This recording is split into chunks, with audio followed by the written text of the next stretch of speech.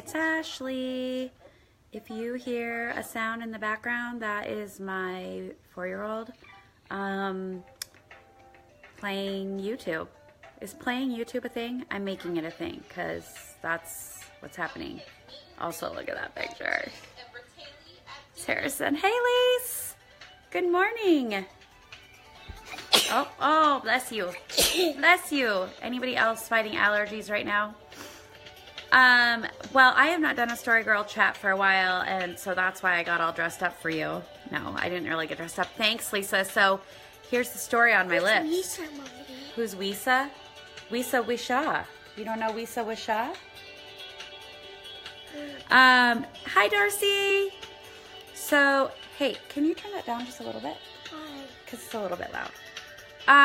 Okay, so just a real quick snippet. The lips is because I was getting ready. Mommy? And does anybody else, that's perfect, sweetie. Does anybody else, when they're getting ready, if their kids are around, are their kids like up in their stuff? So Harrison, when I'm getting ready, is in this middle drawer in my bathroom that I wish I could show you because, well, I won't show you today, but I will show you sometime. It's like this catch-all drawer.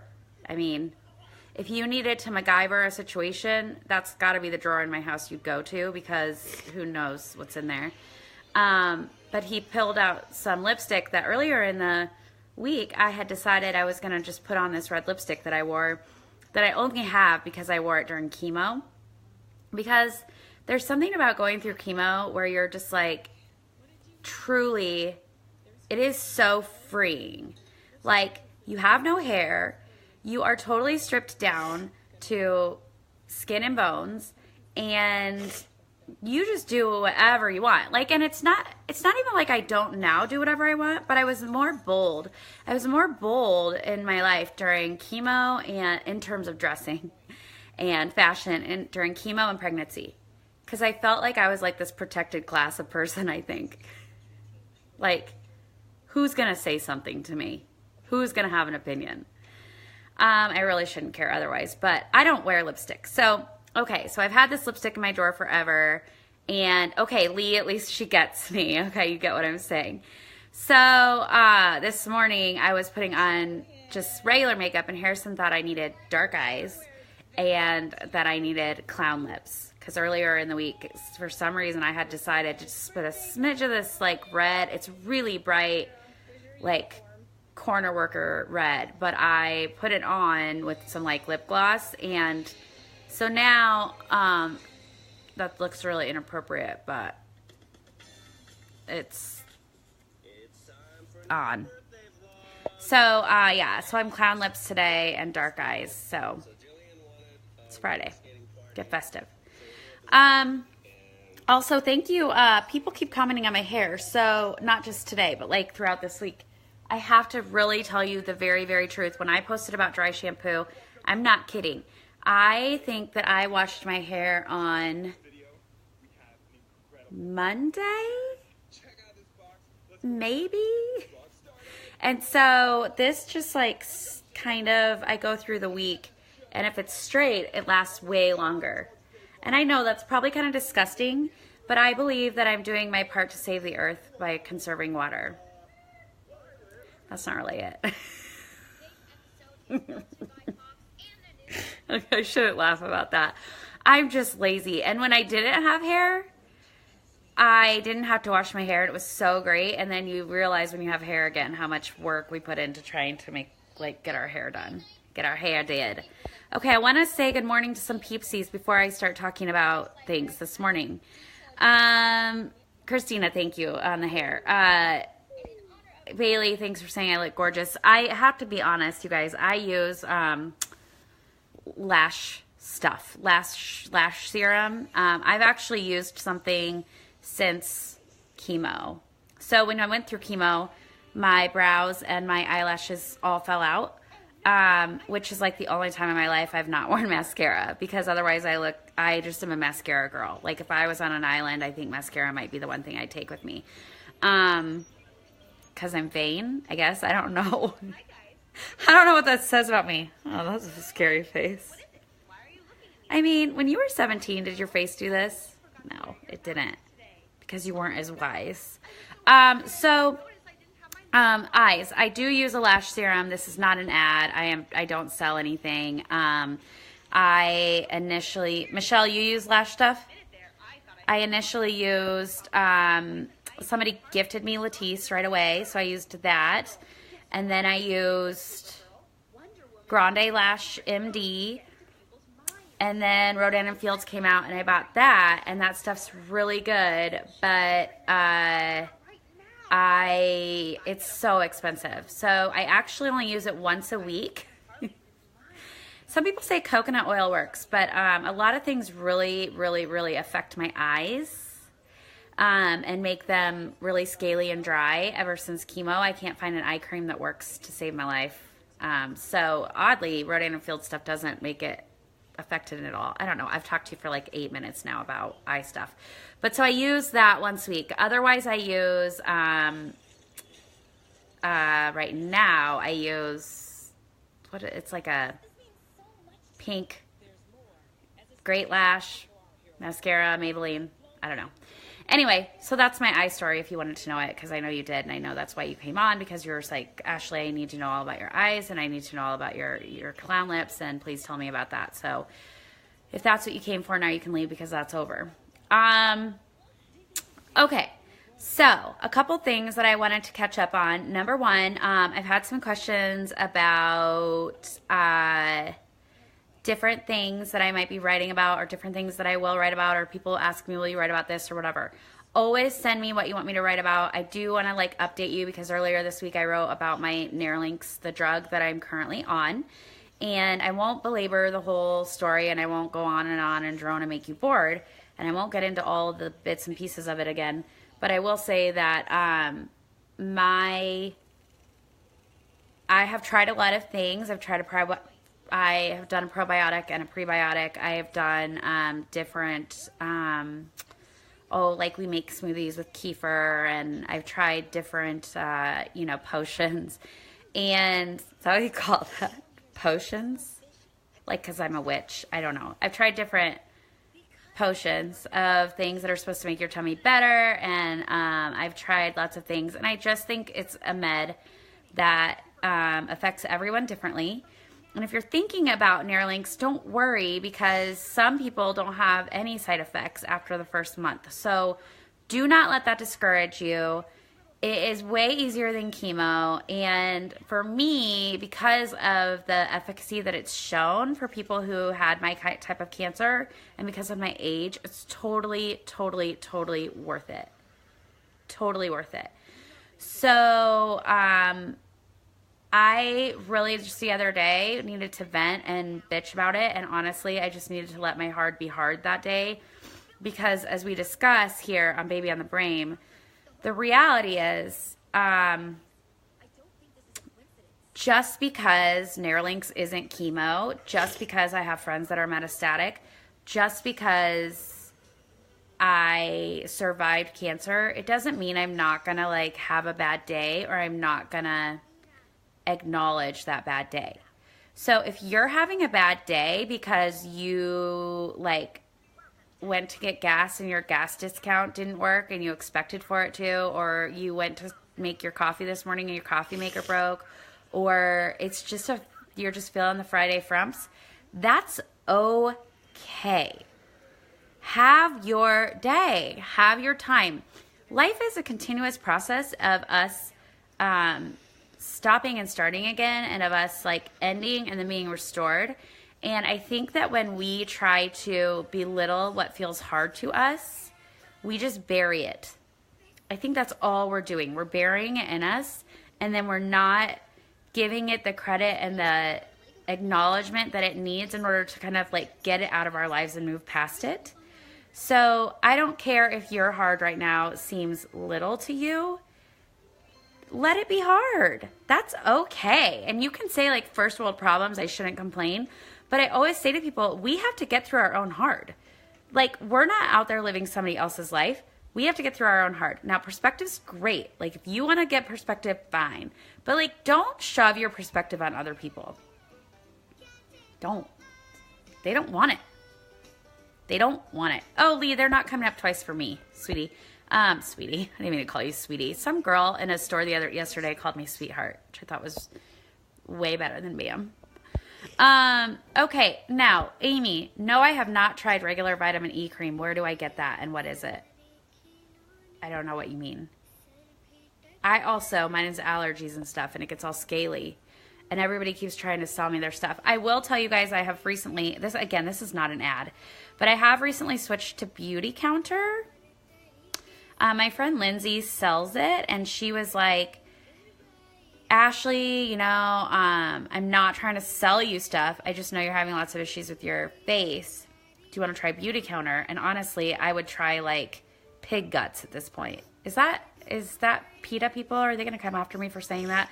I would like rub human placenta on my face at this point if I thought it would like moisturize it and make it better, and not make it all funky. Because again, the meds and everything is just weird. And then menopause, it's like menopause is just a gift that keeps on giving, friends. Or it doesn't really give because you're dry as a freaking, I don't know. What's really dry? A cactus? Ugh. Well, kind of. It's like a cactus down there. Anyway. Okay, so I wanted to talk about that with Nerlynx. So I am 6 months through. I have 6 months to go. My stomach is very crabby about it, but we'll get through it. Period. End of sentence. Period. Something I don't have anymore. Okay, so then I also wanted to talk about this. I get a lot of questions about, am I still writing a book? Thank you for being curious. My book proposal is done. I have submitted, hi, Chakya, TJ.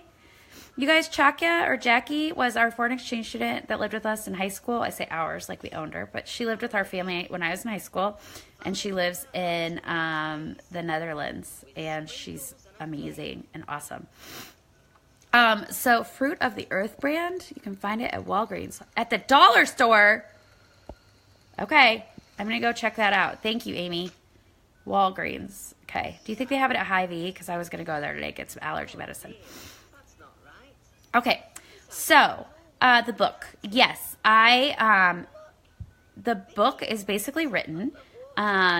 It is an essay style of book. I don't know how to explain that. So let me tell you a little story about the book process. And some of my Her View from Home people already know this. So I got the book basically done, and I have friends on Her View from Home that have been helping me figure out what this proposal process is like. Because in the book world, you can do self-publishing, you can do hybrid publishing, or you can get published by a publishing house. So what I decided to do was, initially I was just going to self-publish. And then people said, really, you should just try to get published because it's better, it's more lucrative, whatever. So then I decided to actually do the proposal, did the proposal, submitted talked to one woman that was really, that is at a really huge publishing house in New York. And I don't know if I told you guys this already, but she said, I think it's like you might be able to write, like you know, I think you have a good writing style and you know, like it's interesting, but you're not famous enough to be famous. And I was like, I'm confused where I said I wanted to be famous, because I didn't say I wanted to be famous. I just said I wanted to publish a book. And the woman said, like, you know, nobody's going to be interested in an essay book from somebody basically from the middle of nowhere. And a lot of people have had cancer and preemies. And I was like, okay, well, truth bomb. She's right. And so I kind of went on a little bit of a like, crap, guess I'm not doing this now. And then another friend sent me an agent, because the way that it works is if you're going to publish, then you're not famous enough to be famous. And guys, like, it's never been my goal to be famous. Like, whatever I'm doing here is not about like fame. It's about community. And so I want to be able to be in community with as many people as possible. That's my goal. It has nothing to do with fame. It has to do with, I think that I was given a gift, somewhat of writing and telling stories, and I want to tell stories, and I want to do that. and I would love to make money doing that. So I ended up submitting my proposal to another agent, and she currently has my proposal, and we'll see where it goes. And if within 6 months it doesn't go anywhere, then I will look into self-publishing, and I will just self-publish the book and sell it on my own. And it's more work to do that, but I would sell it here on Baby on the Brain and on my website and whatever. And yeah, and it would be out there for the people who needed it and wanted it. And really, that's all I want to do. I don't even really have a goal of like being on Barnes and Noble or anything. Some writers, that's their big goal, is like to see their books somewhere. It's never been my goal. Again, my goal is that I would write a book that, and why I'm doing the essay format is because I want to take old blog posts that have really resonated with people. And because I have 10 years of content, I want to put them all in a book that people can just pick up. If you're nursing your baby or giving your baby a bottle in the middle of the night, and or at nap time, your child falls asleep on you and you just want to sit there and be able to read something, I want that to be the type of thing that you want to pick up. And I want it to be something that you feel like it's not another thing you feel guilty if you can't finish. You can read it over like a series of years if you wanted, and it'll have my quotes in it, and you can cut those quotes out and you can put them in a frame on your wall and be reminded, that life is hard or that life is good or whatever the quote is. And I just want it to be a book for women like me who are real and who acknowledge that life is beautiful and hard. And life, I feel kind of bad for people who think that writing is about wanting to be famous, because it's not about thinking my opinions are any better than anybody else's opinions or anybody else's thoughts or anybody else's views. It's about saying, I know I have a unique view and a unique circumstance that I've been through, and that seems to have resonated with people, and I enjoy writing. And this is not like the ultimate goal in life. It is a goal that I have. So I just want to tell people that you're going to come up against people who are going to say that you're not. Talk a little quietly.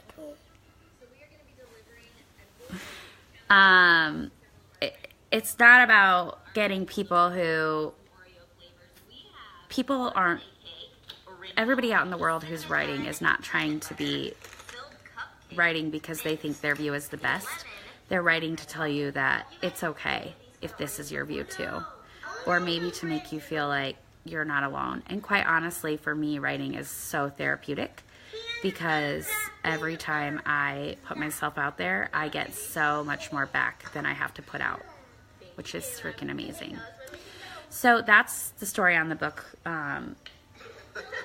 situation and where we're at. I don't know. So then the agent would shop the book around to publishers that they think might be interested. So we'll see. So, yeah, the book proposal is totally done. It's interesting for me writing a book proposal because I don't know if many people really know this about me, and I don't say this as a bragging point, but like I'm not very good at self-promotion. So I'm learning how to be more confident in what I do and in my brand so that I can hopefully get published. The next story that I wanted to tell you about is a moment from motherhood recently with me, because this is my brand of motherhood. If anybody wants to know what this page is about, this next story will pretty much sum up everything about me as a mom. So, okay. I don't know if anybody knows this about me, but I'm really, really, really bad at returning like library books. And this is not surprising, because when I was little, I would like borrow clothes from my sister, and I would like totally forget I borrowed them, and I wouldn't get them back to her. I mean, this is just a lifelong thing for me. I'm trying to find a good spot here in the sun. So recently, first of all, so during chemo, we got books from the library. And just like was in my childhood when I would get books from the library, I didn't get them all back to the library. And so when chemo ended, my kids would say, well, we can't go to the library because they make us pay for the books. So after chemo, I had like $120 in late fees. And I know you're thinking, you're a grown-ass woman, Ashley. Take your freaking books back to the library.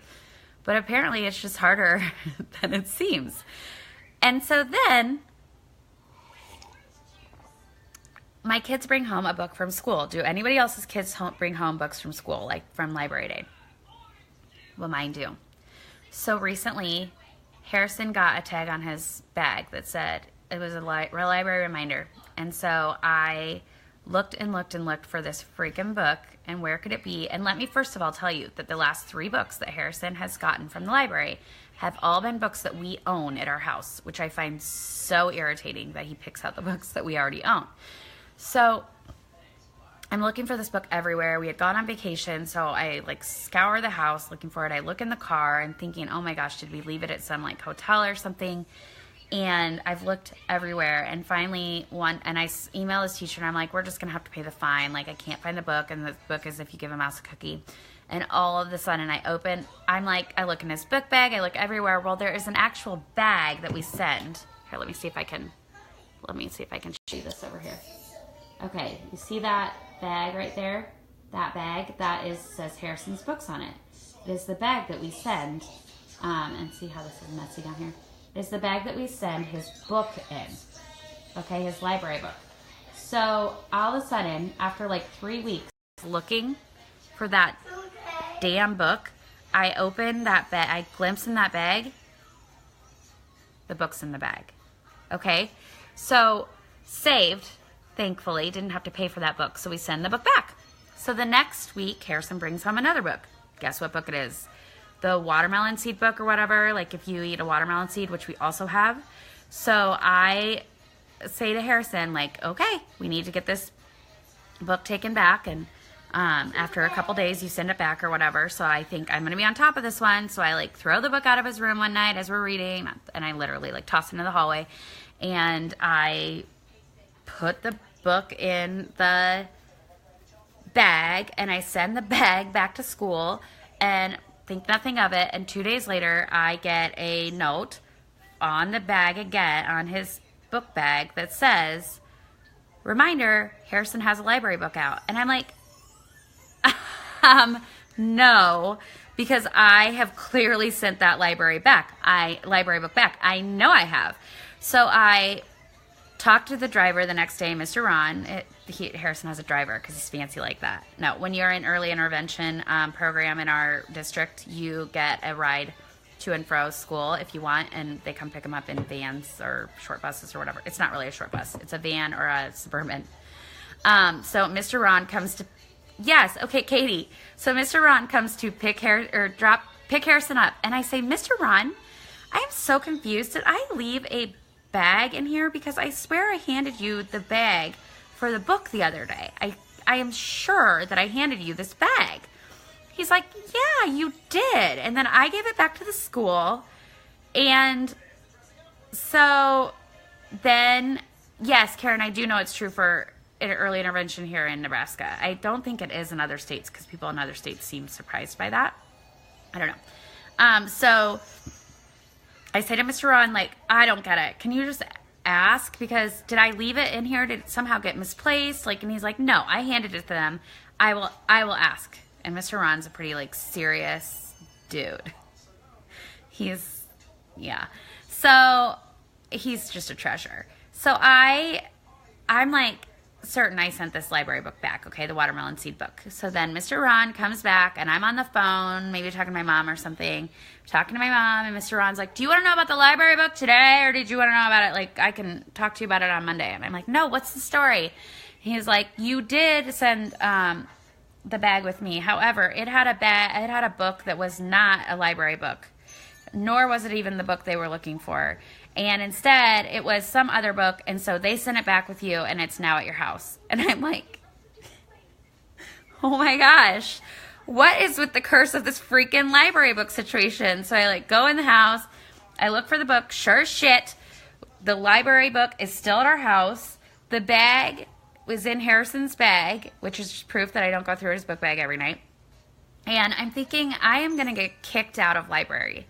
I said, and I should make a meme about this because I'm serious, you guys. There is like a list at school, probably with my face on it, like a picture that says parents most likely to need a reminder about everything, or 7 reminders. And I just want to publicly apologize to any educator who has had my child or a child of mine in their class, because why can I not get my poop in a group?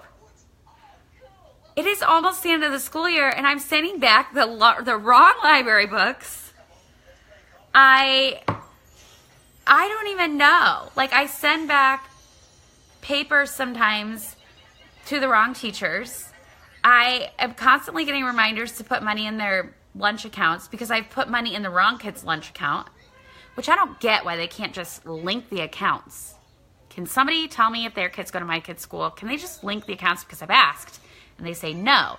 But I have 2 kids at the same school, so if one kid has $170 in his lunch account and one kid has negative $6, can you please just let me do that?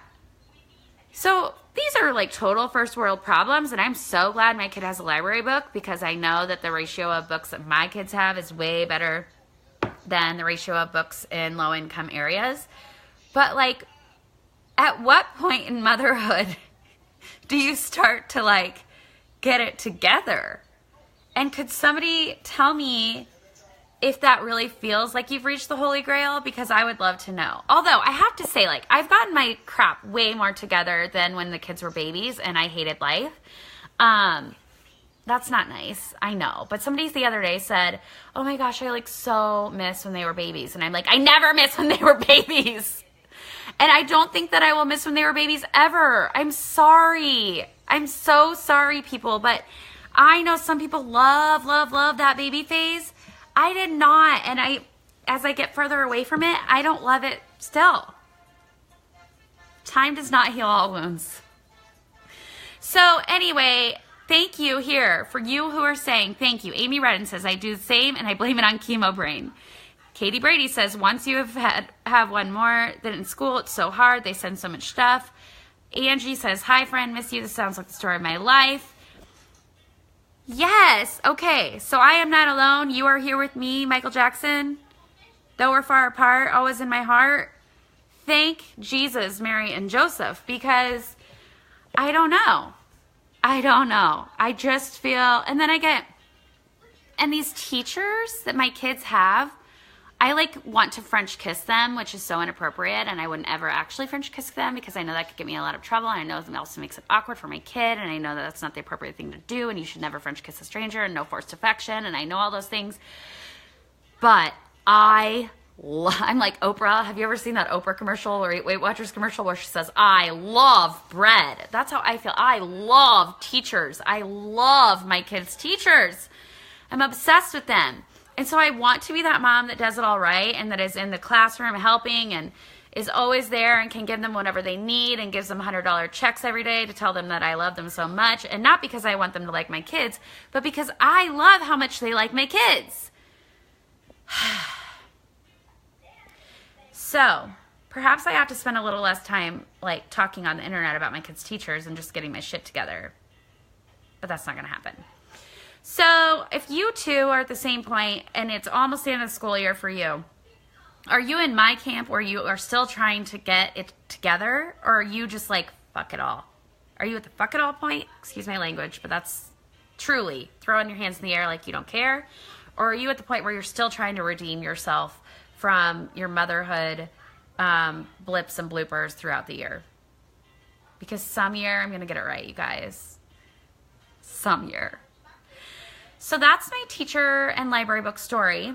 And then I want to tell you this. I am getting ready. The Cattlemen's Ball of Nebraska is coming up, and I'm going to be speaking at that again this year and helping out. It is a volunteer role that I do, and I wanted to talk just briefly about that.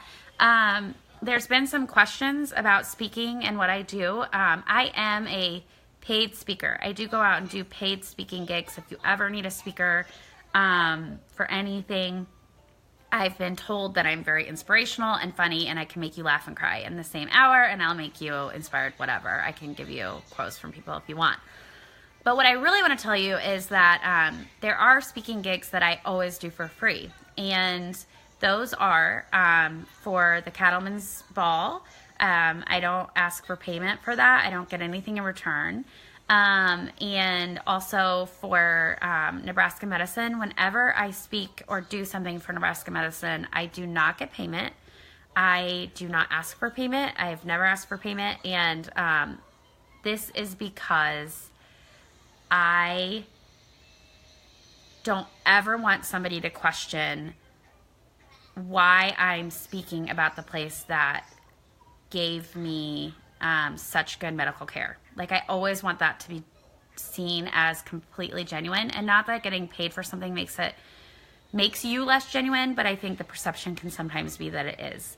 So every other speaking thing that I do is a paid speaking opportunity, and that is because that is my goal, is to speak and speak and speak and speak and share my stories and share my wisdom and talk about cancer and motherhood and life, and hopefully just make people laugh and cry and get lost for a moment and realize that whatever they're going through is just a part of life, and they shouldn't be ashamed of being scared or sad or alone, or on the opposite side, they shouldn't feel bad about being happy or joyful or funny or silly or whatever.